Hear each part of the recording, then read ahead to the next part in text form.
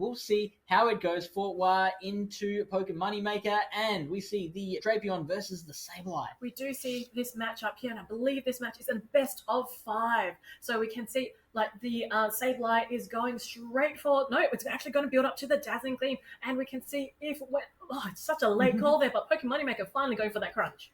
And the crunch is going to go unshielded Fortwah, not wasting time with clicking the Not Now button, and so the crunch will take the Sableye into about 1/3 of its remaining HP. The Dazzling Gleam, on the other hand, this will hurt just as much, and Pokemon Moneymaker not opting to take that one. Yeah, pulling out the first shield, and Fortwah switching over straight into that Unova Stunfisk, where Pokemon Moneymaker has brought out their Credilli. Yeah, so Credilli's going to love this matchup. The Mud Bombs are resisted, but it's a really bulky Pokemon, and with Unova Stunfisk not having a particularly high attack as well, it's going to take a lot of Mud Bombs to KO this thing, and the Grass Knots are going to hurt it so much in return. Yeah, it looks like a charge attack priority there, so this Mud Bomb will connect onto the Credilli, and we should see this... Oh, no, actually didn't go for that Grass Knot. I thought it was tapped there, but I was incorrect, and now the Grass Knot is coming through. Fortwah being like, oh, look, we're just going to have to not shield it. Yeah, and the Unova Stunfisk should be able to survive this, so it lives to see another day. The Credilli already has another attack, and it is still going. It is still building that energy. Not satisfied with the energy it's got. It needs a whole power plant before it can keep going. Do you think it's able to fast attack down from this point? I don't think so. The Stunfisk just gets to its attacks too fast, and so Pokemon Moneymaker is now going to throw a Rock Tomb, which is going to put this Unova Stunfisk out of its misery, but it is one fast attack away from another charged attack, which it can use to threaten the next Pokemon that comes in. Yeah, the Clodsire is into play, and we can see this Grass Knot coming through. Fortwah actually saving their shields for later in the game. We know that Sableye is on half health, and actually Pokemon Moneymaker going for the straight switch and actually going for a bit of a combo play here, going for the Aqua Tail, which will connect onto the Clodsire. Yeah, Pokemon Moneymaker is now just going to turn the Fire Hose onto this Clodsire and just keep on hitting it with as much Aqua Tail damage as possible. This Clodsire has already had some damage applied to it, so it can't really take too much more water damage, and that Drapion has a lot of it to give. Again, Drapion is the highest usage in this regional because it gets to those Aqua Tails so quickly. Again, able to get there. Actually going for a full undercharge. Oh, no, a couple of bubbles there. Just a cheeky bubble. A cheeky couple bubbles. But it has gone shielded. And so the crunch is now the foul play is going to come out from the Sableye, and this is not going to be shielded by Pokemon Moneymaker. So Pokemon Moneymaker going from good to better to best in this matchup. That Drapion is just terrorizing Fortwah at the moment. And this Tinkaton with full health has now come into play. These Fairy Winds are doing so much damage on this Sableye. It is going for a Dazzling Gleam, but it's going to be slightly resisted on this Tinkaton. Yeah, slightly resisted. It is not doing very much damage at all, and this is another thing that Tinkaton has affected. It has had such a huge effect on the meta. Yeah, look, we talked about Bulldoze. Bulldoze is not that strong of a move. However, it is the correct one to use against this Clodsire. So it has taken it down into the red. The Clodsire is able to get to the Earthquake, and it goes unshielded on Pokemon Moneymaker's side. Yeah, this will do a huge amount of damage. The Tinkaton does get KO'd, and now the Drapion is going to come out and throw that last Aqua Tail, and it's going to avenge its poor fallen fairy. Yes, it will. It will connect onto the Clodsire. The Clodsire is now taken out of play, and that is game 1 to Pokemon Moneymaker. Pokemon Moneymaker playing that one excellently. Alignment did very well for Pokemon Moneymaker in that game. So when Fortwah brought out the Unova Stunfisk, that really set Pokemon Moneymaker up for the whole rest of the battle. The Credilli was able to come out and not only crush the Unova Stunfisk with really not much threat in return, but also was able to come out with a whole bunch of energy, which is something that we have talked about Corv and I struggling with in the past. Look, and that's the thing about Pokemon PvP, that it just takes those split-second decisions,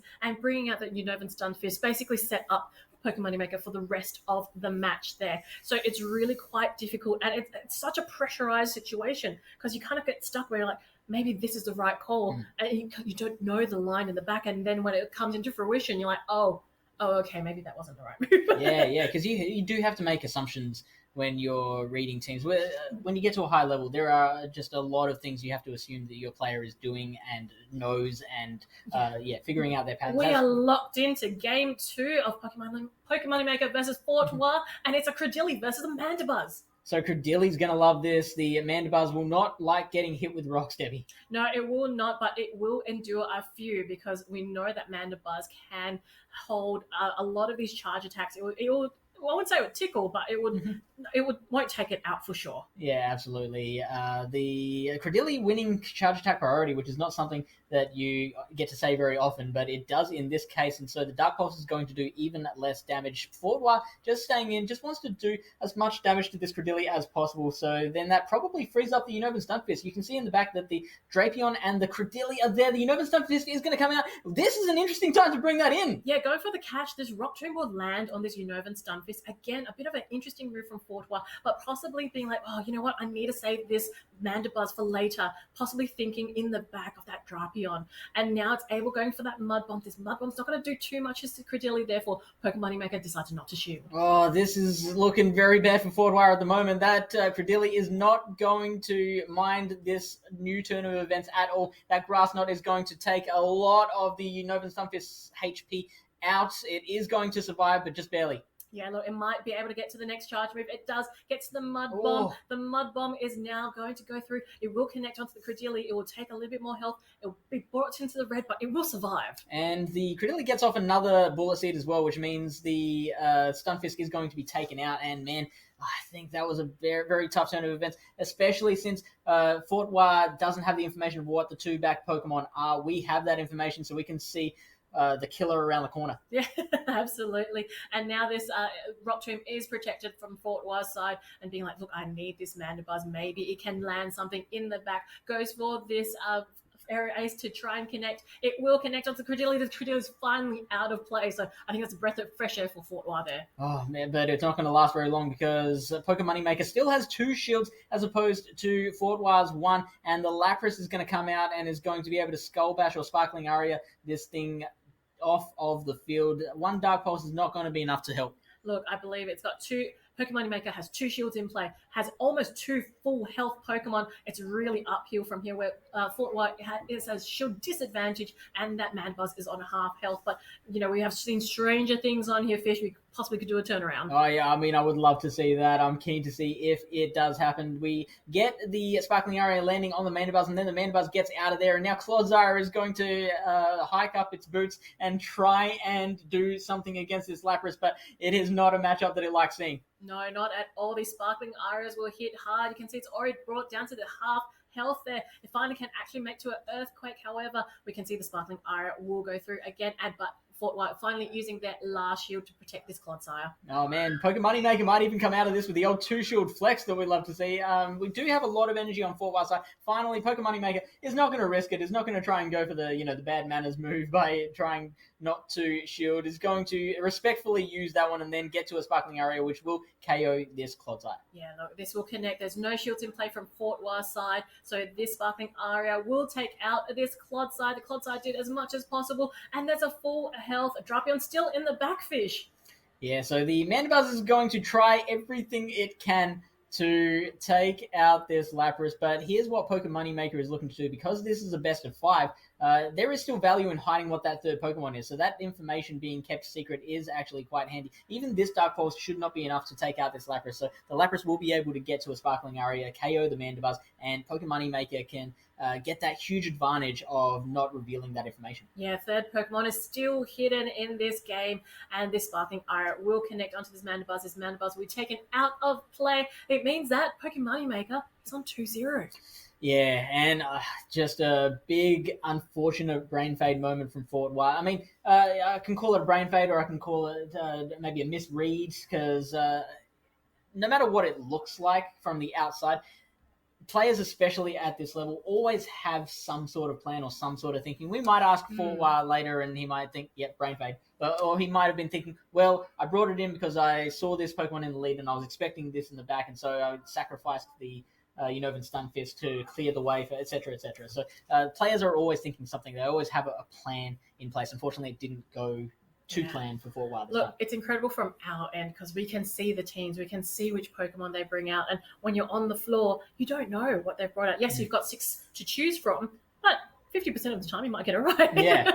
So it's a very difficult, and look, it's been a very long day. We're finally into the top 4, and we're locked into game number 3. We've got a Lapras versus a Lapras fish. Yeah, Shadow versus non-Shadow. I believe one was Ice Beam, one was Skull Bash, if I remember rightly. Yeah, that is correct. We can see Skull Bash on Pokemon Maker side. fortwah recognizes it, switches straight into their Sableye, where Pokemon Maker respects that and brings out that Shadow Drapion. Both Pokemon doing very little fast attack damage to each other, but the charge attacks are going to be the ones doing all the damage. Now, the Foul Play is not going to do as much damage as what fortwah wants it to, and Pokemon Maker holding onto that shield.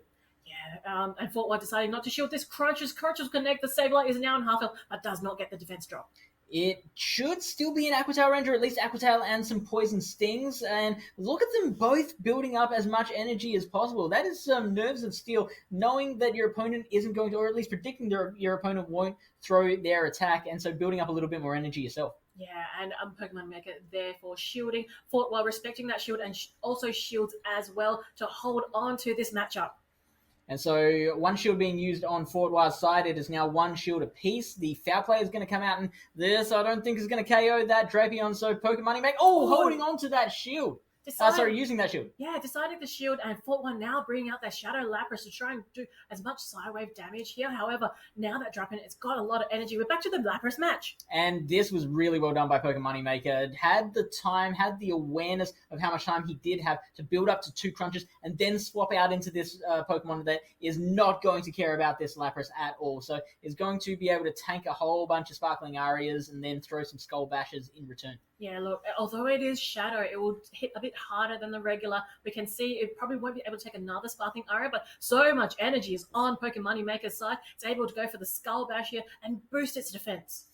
So fortwah does have that shield in play. And having said what I said, one more Sparkling Aria should be enough. And so we'll get there before the other Sparkling Aria can come. Again, the players both not using their charge attacks immediately. And so fortwah is choosing to tank this Sparkling Aria, can do so, and now has a bunch of energy for the late game. Yeah, very clever from fortwah there, being able to Shadow Claw down the opposing Lapras, getting a bit of an energy lead on the Sableye. So now Pokemon Maker has to make a decision. Brings out the Drapion. The Drapion has so much energy there, and we can see it going straight for the Aqua Tail. Oh, and Debbie, I've just had a vision of the future, and it does not look good for fortwah. We do have the Credilli as the third Pokemon that hasn't been seen yet on Pokemon Maker's side, and the Unovan Stunfisk, which is just about to get the bad news. It does get the bad news here because there's no shields in play, Fish. That means that it can go for those grass knots. These mud bombs are going to do so little on this Credilli.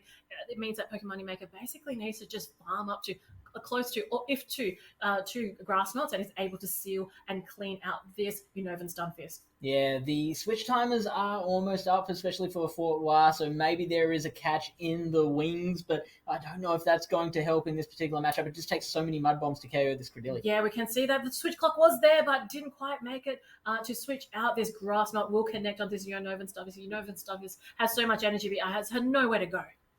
And so Pokemon Maker is primed to get redemption for... hang on. The Ice Beam is going to come out, and that will KO that Credilli. It will KO the Credilli. There's quite a bit of energy on this Lapras as well. Can it get to the next Sparkling Aria? Not quite there. We can see the Aqua Tail is ready to go from this Shadow Drapion. Yeah, and that was the benefit of having banked that energy on the Drapion earlier. They both did bank energy, which was really heads-up play. fortwah did, manage to do something with that energy on the Lapras in the late game, but it wasn't enough because Pokemon Maker had also done the same thing with the Drapion. Yeah, I think that's really clever from both sides, reading each other's gameplay and being like, they're saving energy, I better do that too, so that it both plays into effect later in the game. And we can see Pokemon Maker going for a very dominant win here, 3-0 in the actual in these winners finals. So it means that fortwah will be now versing El Calvissimo in the next match to try and stay in it in this Melbourne regional. Yeah.